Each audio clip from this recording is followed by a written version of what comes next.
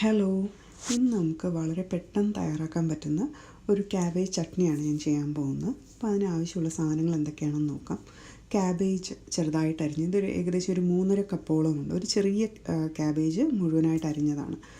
പിന്നെ കുറച്ച് പുളി, ഒരു നെല്ലിക്ക വലുപ്പത്തിന് പുളി, ഒരു 4 മീഡിയം സൈസ് വെളുത്തുള്ളി, ചെറുതാണെങ്കിൽ ഒരു 5-6 അല്ലി എടുക്കാം, ഒരു 4 പച്ചമുളക്, ഒരു ചെറിയ കഷ്ണം ഇഞ്ചി, പിന്നെ ഒരു 1/4 ടീസ്പൂണോളം ജീരകം. കടുവറുക്കാനാണെങ്കിൽ നമുക്ക് ഉഴുന്നുപരിപ്പ് മാത്രം മതി.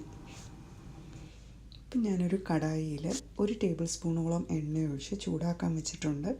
എണ്ണ ഒന്ന് ചൂടാകുമ്പോൾ നമുക്കിതിലേക്ക് ഉഴുന്നുപരിപ്പ് ചേർക്കാം. ഉഴുന്നും ഏകദേശം 1 ടേബിൾ സ്പൂൺ തന്നെയാണ് ഞാൻ എടുത്തേക്കുന്നത്. അപ്പോൾ ഇനി ഉഴുന്നൊന്ന് ചുമന്ന് വരുന്നവരെ നമുക്ക് വെയിറ്റ് ചെയ്യാം.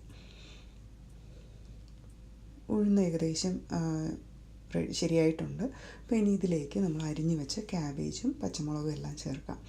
ഈ ക്യാബേജ് നമ്മൾ വളരെ ഫൈനായിട്ട് അരിയണം എന്നില്ല, കാരണം ഇതൊരു ചട്നിയാണ് നമ്മൾ ഉണ്ടാക്കുന്നത്. ക്യാബേജ് വെന്തതിന് ശേഷം നമ്മളൊന്ന് അരച്ചെടുക്കും. അപ്പോൾ അതുകൊണ്ട് ഇച്ചിരി വലിയ പീസാണെങ്കിലും കുഴപ്പമില്ല. ഇപ്പോൾ പച്ചമുളകാണെങ്കിൽ ഞാൻ 2ആയിട്ടൊന്ന് മുറിച്ചിടുന്നതേ ഉള്ളൂ. ഇനി ഇതിലേക്ക് ഇഞ്ചി ചേർക്കാം. ഇഞ്ചി ഞാനൊന്ന് ചതച്ചാണ് ഇടുന്നത്, അരിഞ്ഞിട്ടാലും മതി. പിന്നെ ഇതൊന്ന് നന്നായിട്ട് ഇളക്കി കുറച്ച് ഉപ്പുകൂടി ചേർത്ത് നമുക്ക് അടച്ചു വെച്ച് വേവിക്കാം. അപ്പോൾ ഇത് വെന്ത് കിട്ടാനായിട്ട് നമുക്ക് വെള്ളമൊന്നും തളിച്ചു കൊടുക്കേണ്ട ആവശ്യമില്ല, കാരണം ഈ ക്യാബേജ് ഒന്ന് ചൂടാകുമ്പോൾ തന്നെ അതിനകത്ത് നന്നായിട്ട് വെള്ളം ഇറങ്ങാൻ തുടങ്ങും. അപ്പോൾ ആ വെള്ളം മതി ഇതൊന്ന് വെന്ത് കിട്ടാനും. അപ്പോൾ നമ്മൾ അടച്ചു വെച്ചാണ് വേവിക്കുന്നത്, ഇടയ്ക്കൊന്ന് ഇളക്കി കൊടുക്കണം. ഇപ്പോൾ ഇത് നമ്മളൊന്ന് ഇളക്കി നോക്കുമ്പോൾ നമുക്കറിയാം അതിനകത്തുനിന്ന് വെള്ളം ഇറങ്ങുന്നത്. നമ്മൾ ഒട്ടും വെള്ളം ചേർത്തിട്ടില്ലായിരുന്നു.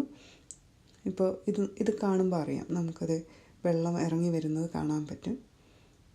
അപ്പോൾ ഒന്നും കൂടി നന്നായിട്ട് ഇളക്കിയിട്ട് നമുക്ക് അടച്ച് വയ്ക്കാം.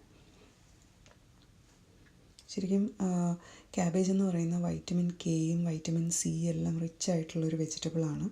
അപ്പോൾ ഇത് നമ്മൾ ഡയറ്റിൽ ഉൾപ്പെടുത്തുന്നത് ടൈപ്പ് 2 ഡയബറ്റീസിനും ഈവൻ ക്യാൻസറിന് പോലും നല്ലതാണെന്നാണ് ചില സ്റ്റഡീസ് പറയുന്നത്. അപ്പോൾ നമ്മുടെ ഈ ക്യാബേജ് ഏകദേശം ശരിയായിട്ടുണ്ട്. ഇനി നമുക്കിത് സ്വിച്ച് ഓഫ് ചെയ്ത് തണുക്കാനായിട്ട് വയ്ക്കാം. അപ്പോൾ ഇത് തണുത്ത് കിട്ടുന്ന സമയത്ത് ബാക്കിയുള്ള ചേരുവകൾ, അതായത് പുളി, ജീരകം, വെളുത്തുള്ളി, ഇത് നമ്മളൊന്ന് അരച്ചെടുക്കാം. അപ്പോൾ ഇത് അരച്ചതിന് ശേഷം ഇതിലേക്ക് നമ്മൾ നേരത്തെ വേവിച്ച് വെച്ചിരുന്ന ക്യാബേജ് കൂടി ചേർത്ത് ഒന്നും കൂടി അരച്ചെടുക്കാം. ക്യാബേജ് അരയ്ക്കുന്ന സമയത്ത് വളരെ നന്നായിട്ട്, വളരെ ഫൈൻ പേസ്റ്റായിട്ട് അരയണം എന്നില്ല.